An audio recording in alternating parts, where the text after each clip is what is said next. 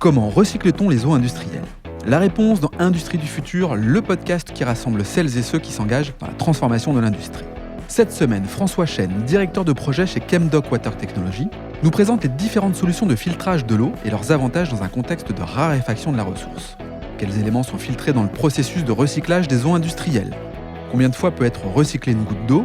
Ou encore comment la réutilisation des eaux usées permet de réduire les consommations en eau, en énergie et en produits chimiques des industriels. François nous partage l'ambition portée par Chemdoc Water Technology de multiplier par 15 le recyclage de l'eau en France d'ici 10 ans. Industrie du futur, un format proposé par Schneider Electric. Bonjour François. Bonjour. François, tu es directeur de projet chez Chemdoc Water Technology, un concepteur, un fabricant d'équipements pour la production d'eau pour le process industriel, d'eau potable pour les collectivités et d'équipements de recyclage de l'eau. En quelques mots, est-ce que tu peux nous expliquer ton activité ? Alors oui, tout à fait. Notre métier, c'est de concevoir des équipements pour filtrer l'eau, pour en faire de l'eau de qualité process ingrédient dans l'industrie, mais aussi pour rendre des eaux de surface potables pour les collectivités. Donc nous, on est spécialisé, on travaille principalement avec les technologies membranaires, dont on est une société experte et qui permettent de faire des équipements plutôt compacts et surtout, comme on le dit souvent, des solutions durables pour l'eau, parce que grâce aux technos que l'on utilise, eh bien, on va tout simplement consommer moins d'eau, consommer moins d'énergie et utiliser moins de produits chimiques. Voilà pourquoi on dit que c'est des solutions durables, en tout cas plus vertueuses pour l'environnement. Ah, très bien. Alors, pour mieux comprendre, peux-tu nous décrire un peu la chaîne de valeur ? D'où vient cette eau, par où elle passe et comment elle est redistribuée ? Eh bien, en fait, par exemple, si l'on parle d'un industriel, il va s'approvisionner en eau de plusieurs façons, via un réseau d'adduction d'eau potable ou alors un forage, parce qu'il va prendre directement l'eau dans le milieu naturel. Et puis cette eau, bien sûr, avant, je parle de la grande industrie, avant de pouvoir s'en servir dans des applications de vapeur ou d'eau ingrédient, eh ben, il va lui faire subir des étapes de filtration, dont l'objectif est d'enlever tous les éléments indésirables dans l'eau, principalement les minéraux ou la salinité en excès pour avoir une eau dite pure ou ultra pure, suivant les besoins de l'industrie, pour permettre un usage pour son process. Alors, si je comprends bien, vos clients sont donc des collectivités et l'industrie de la chimie, la parfumerie. Pourquoi ces industries-là ont-ils besoin de vous ? Eh bien, en fait, aujourd'hui, alors, l'industrie, elle a besoin de Chemdoc ou d'autres sociétés qui font le même métier que nous, de plus en plus parce que, in fine, on se trouve à un moment aujourd'hui où l'industrie est en train, soit pour celles qui existaient déjà depuis longtemps, de refaire des installations de traitement d'eau. Ce sont des équipements qui durent 20, 30, 40 ans pour les plus anciens. Et donc, il y a des moments où l'industrie est dans une période de changement d'équipement.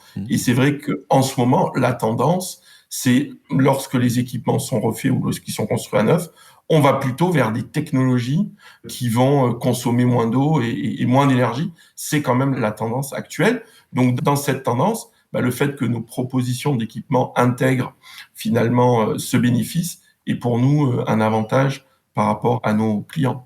Oui, parce que j'imagine qu'on parle de la hausse du coût de l'eau, on parle donc quand même d'une nécessité de rentabilité. Ce sont aussi ces éléments-là qui contribuent à ce que les industriels ou les collectivités s'équipent de technologies qui leur permettent de rentabiliser quelque part. Je ne sais pas si c'est le bon terme.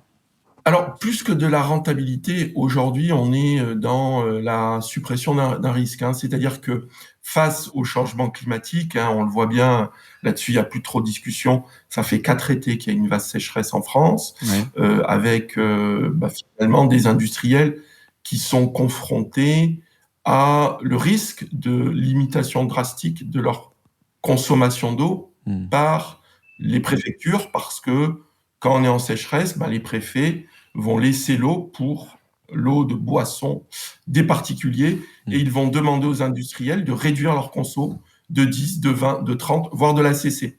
Donc en fait, face à ce risque, les industriels qui sont dans des zones clairement où il y a des risques de pénurie d'eau et donc de sécheresse, dans des zones qui souffrent de la sécheresse, eux travaillent depuis plusieurs années ou quelques mois, pour ceux qui ont été prévenus en dernier, pour justement être plus résilients diminuer leur consommation d'eau dans un premier temps, moins en consommer, et derrière, lorsqu'on doit trouver 30% d'économie, on n'est plus sur des diminutions de consommation ou des efforts de réduction, on rentre clairement dans la grande ère du recyclage et donc du recyclage de l'eau. La vision qu'on peut avoir dessus, c'est que chaque goutte d'eau peut être utilisée plusieurs fois. Il n'y a aucun sens de la prendre, de la traiter, puis de la rejeter au milieu naturel pour attendre qu'elle revienne.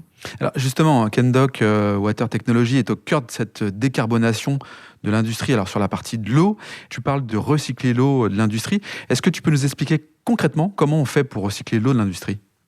Tout à fait. Donc, on va recycler l'eau pour plusieurs usages et en plusieurs points.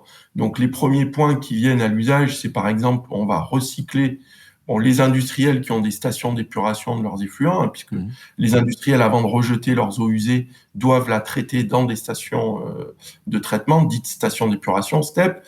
Et en fait, cette eau est rejetée au milieu naturel. Donc, lorsqu'on étudie un projet reuse chez un industriel, on peut clairement venir traiter l'eau en sortie de sa station d'épuration pour lui donner un nouvel usage. Donc, on va enlever, même si une station d'épuration a des normes d'épuration qui sont assez élevées en France, il reste encore des choses qui peuvent gêner pour un usage de recyclage, par exemple, pour des tours de refroidissement ou pour un usage en chaufferie vapeur. Donc, on va venir enlever les polluants qui restent dans l'eau, y compris à l'issue d'un étage de traitement biologique, donc avec des machines de traitement membranaire, ultrafiltration, osmose, résine, pour faire en sorte que cette eau atteigne la même qualité que les traitements que l'on donnait à l'eau qui venait du milieu naturel ou l'eau du réseau chez l'industriel au préalable. Ainsi, cette eau réutilisée plusieurs fois. Donc ça, c'est un des points principaux lorsqu'on pense au reuse, c'est de la réutilisation d'eau usée traitée. Mais dans l'industrie, on peut aussi recycler avant l'épuration.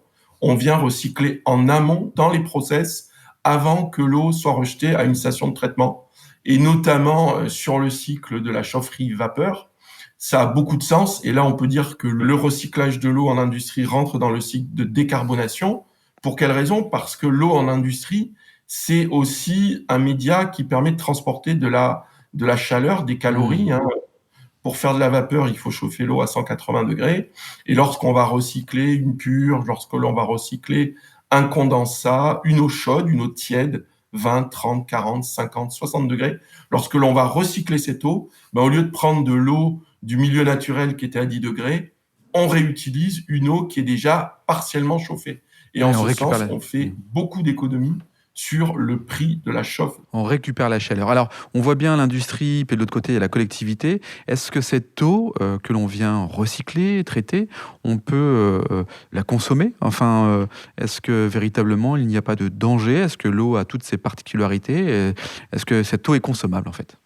Alors, quand on parle de technologie, aujourd'hui, les technologies disponibles qui ont 10, 15, 20 ans, 30 ans de retour d'expérience permettent de retraiter l'eau pour enlever toutes les impuretés qu'il y a dedans. Donc la question du risque, elle ne se pose pas.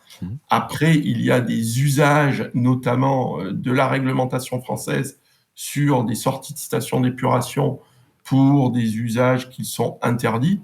Mais là, on est plus dans des choix politiques ou des choix, je dirais, culturels. En tout cas, si on parle de l'industrie et que de l'industrie, aujourd'hui, beaucoup de choses peuvent être faites et en termes de qualité, on obtiendra des eaux sans risque, ni de virus, ni de bactéries, parce qu'ils sont retenus, ni même de polluants. Donc le risque est quelque chose qui est derrière nous. Aujourd'hui, on est dans l'usage. Pour les collectivités, alors la réglementation vient d'évoluer très récemment en 2022 en France, mais il y a encore plutôt, on va dire, des limitations d'ordre culturel.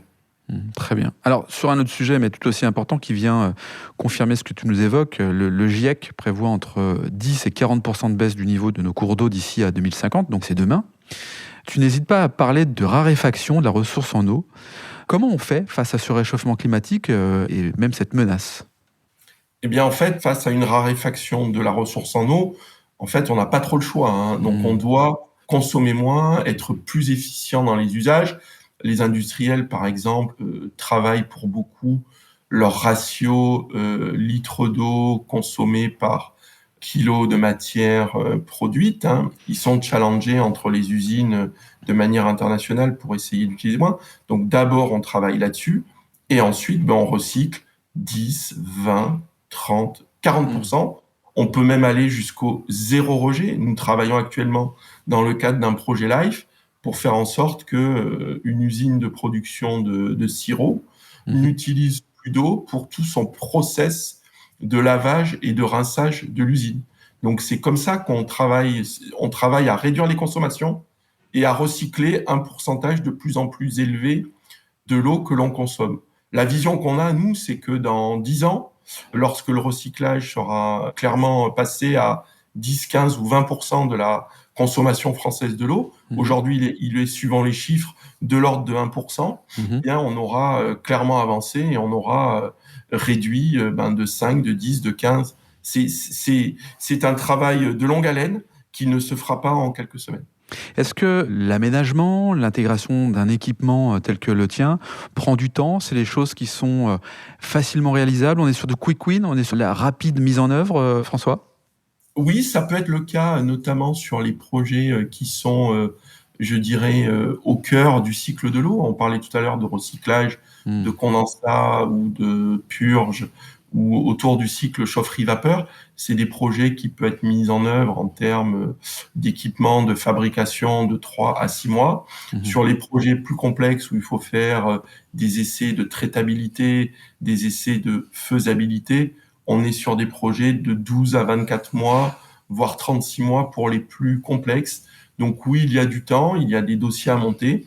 Il faut pouvoir effectivement avoir des gens au sein de l'usine qui vont s'occuper de faire avancer le projet et d'en informer l'administration. Malgré tout, on est dans le cadre de l'industrie, dans des projets qui se font beaucoup plus vite que dans les cas des projets de collectivité, puisqu'on ne quitte pas l'installation classée lorsque l'on ne sort pas du site d'une installation classée. Très bien. François, merci. Tout ça est très clair. Merci d'avoir participé au podcast Industrie du futur, un format proposé par Schneider Electric. Merci, à bientôt. Si cet épisode vous donne envie d'aller plus loin, c'est l'occasion d'en parler à Antoine Chart, directeur national des ventes. Bonjour Antoine. Bonjour Laurent. Antoine, peux-tu nous dire comment passer de l'idée aux actes lorsque l'on veut se transformer ? Laurent, c'est très simple. Les sujets de transformation digitale, de décarbonation et d'électrification sont au cœur de la stratégie Schneider Electric. Et comme on a pu l'entendre dans ce podcast, l'ambition de Schneider Electric est d'accompagner les entreprises du territoire sur ces enjeux de transformation. Pour entrer en contact avec nous, rien de plus simple, le site internet www.se.com ou mon profil LinkedIn où je me ferai un plaisir de vous répondre. C'est très simple. Merci Antoine. Merci Laurent.